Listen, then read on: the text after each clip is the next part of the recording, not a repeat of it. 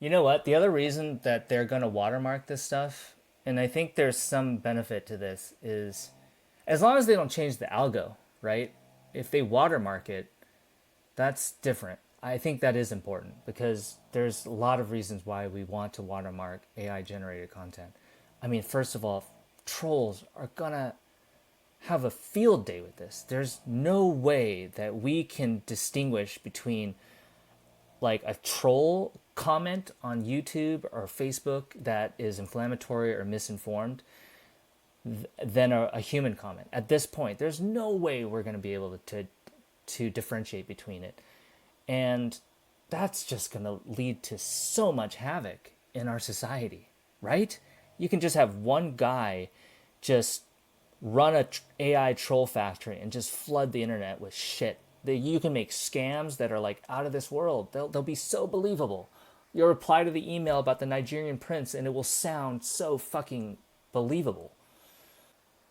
So there is some benefit to watermarking this stuff. The other thing, and I think actually probably one of the most underrated things, is that starting from now on, the internet will contain more and more percentage of AI generated text, language, content, pictures, images.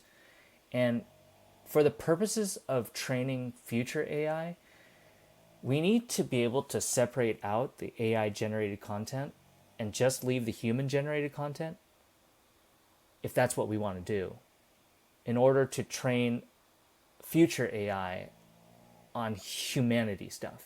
Because when AI starts becoming a larger and larger percentage of the corpus of language out there, it's going to change what the training models are. It's going to change things. So, like, being able to watermark the AI, the content is somewhat important. I just don't know how they're going to do that. This is text. You're right. I think they may have to nerf it. You think they're actually going to nerf it? That's why I'm streaming this, guys.